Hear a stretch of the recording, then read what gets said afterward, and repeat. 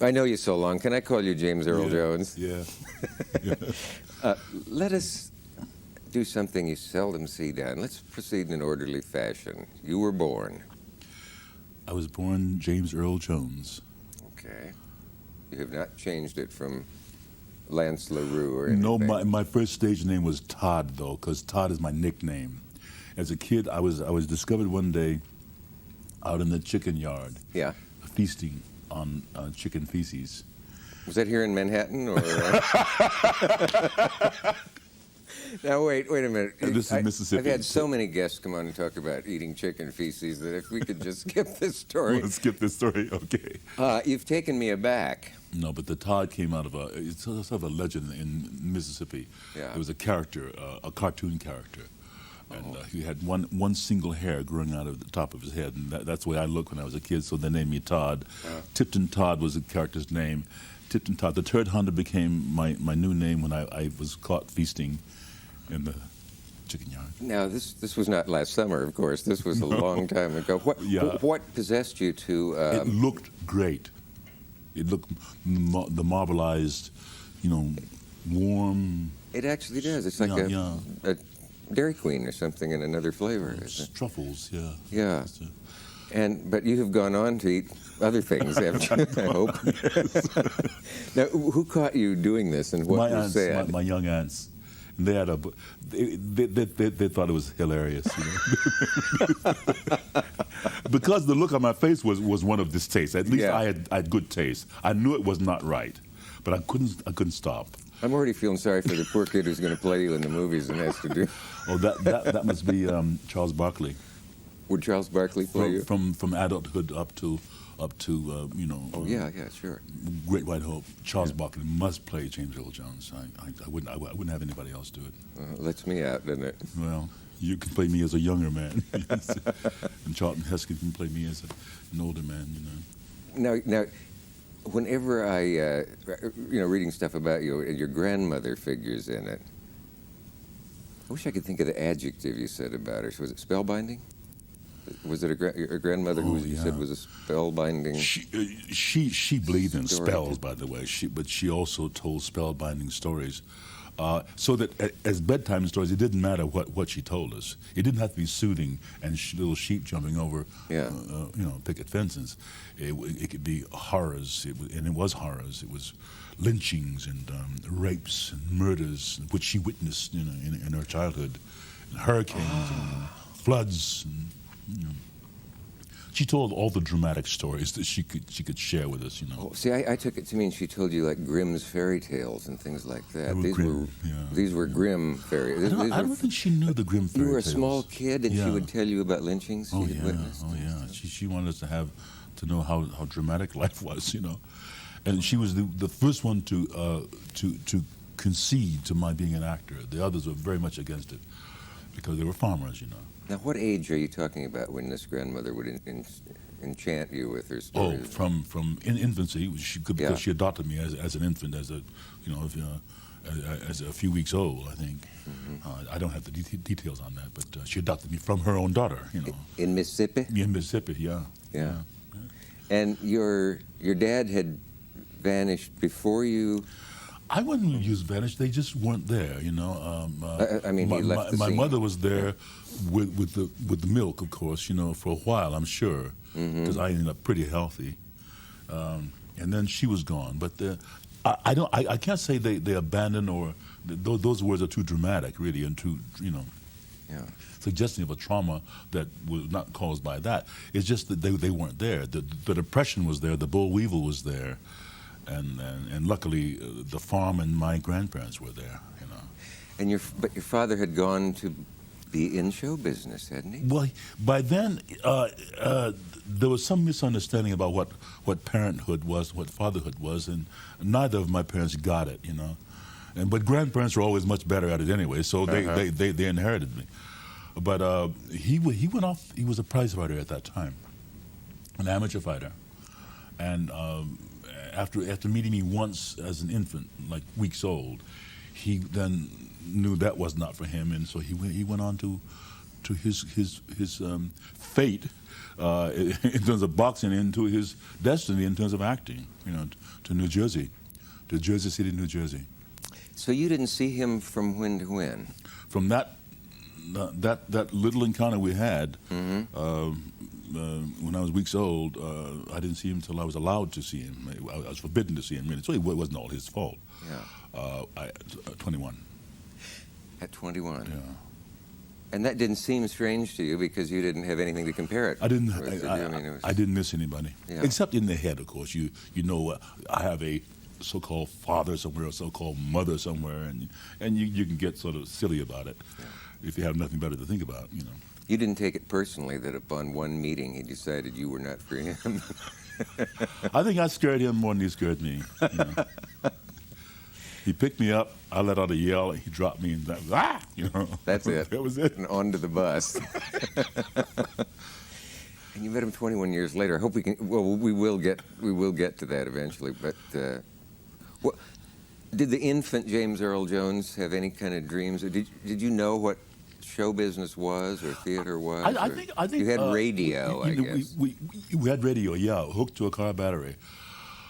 But I got to say something about black people in this country, and I'm not an Afrophile, whatever that is. It means you file your Afro.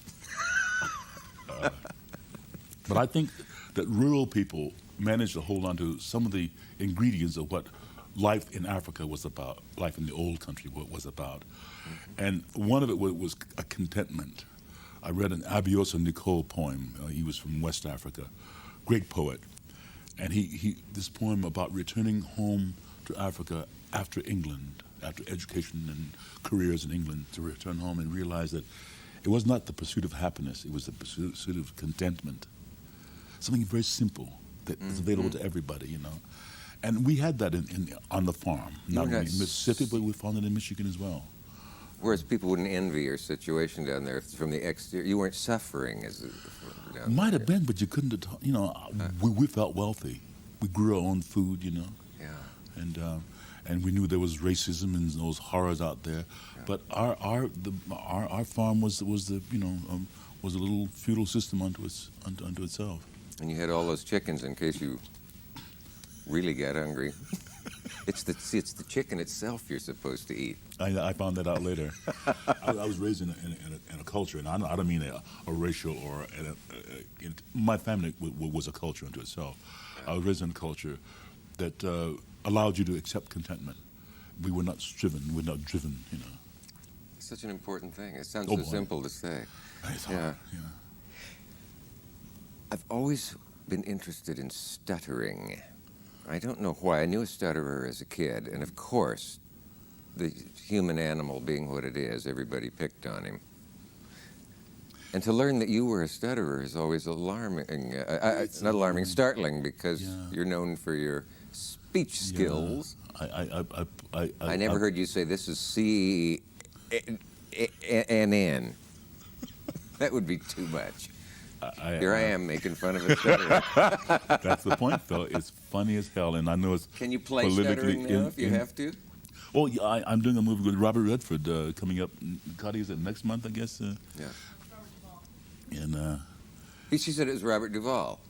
What did I say? I think did you say Redford? Did I? Yeah. Redford's the one with the facial imperfections. With the mole.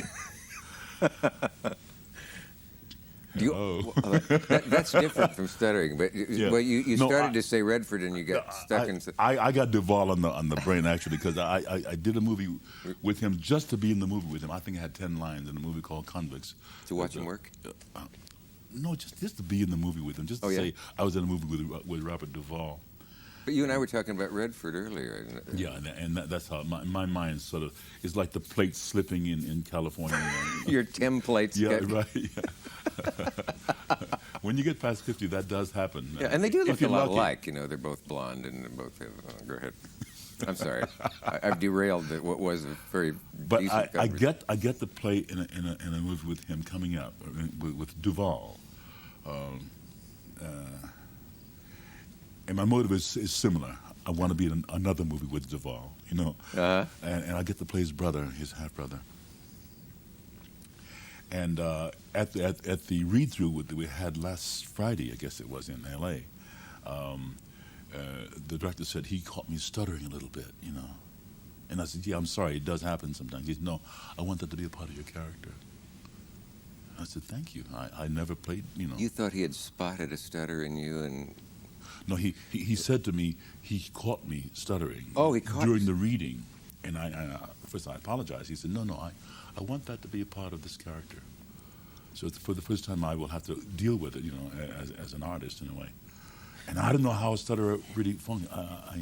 I've spent so much time getting away from it. I don't know how one gets to it. I was going to say you probably couldn't play. It'd be like someone who's cured of a bad leg having to play someone with a bad leg. And like, how is it you do that again? Well, are the two categories? Is there the stammerer who stops on the first consonant and can't say my sixth grade teacher, or is that stammering or stuttering? That's stammering. Yeah, where you get blocked. Then there's that one that British professors all have. One wants to say quite seriously that Exactly.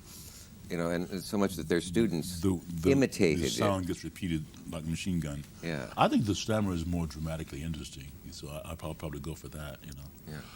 Tell me what caused you that. It's supposed to always be psychological.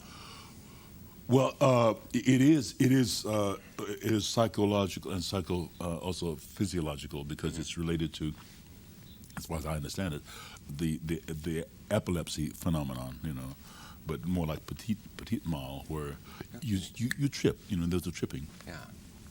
And I think emotional jams and traumas that are buried can set it off. You know, it's little triggers in there. So, but it came on when you were a kid, and I remember a very dramatic account of, there was one point where they wanted to take you to your other grandparents, and you didn't want to make that move. Yeah. It was moving, as I recall reading it about you, but in which there was a point where you were going to be transferred from one set of grandparents to the other as a little kid. This was after the decision when the boll weevil had its day, and the depression was in 1935. You're not using boll weevil as symbolically for anything. You mean that really Oh, the boll weevil destroyed the bug. Yeah, Got the cotton, the bug that ate the cotton. Yeah. And the decision was to move to Michigan, where it was really cold. Oh. And they were going to spare me the move to Michigan, and by taking me over to Memphis from Tate County, Mississippi, to my paternal grandmother, to Robert Earl's mother. You were happy where you were with the set you were with. Well, I didn't know. Yeah. They were the people I knew. And then when I got to her house, she was very pretty. I mean, a gorgeous woman. She could have been a Hollywood starlet. My Robert Earl's mom. She was a Gibson girl, with everything, you know. Really? And I saw her in the picket fence and the rose bushes, and it looked ideal, and I wanted no part of it. So I hung onto the mattress that was in the back of the seat, which, you know, to replace what we now use sleeping bags, you know. And my uncle and my grandfather accepted that I would stay with them. You were not about to get out of that car.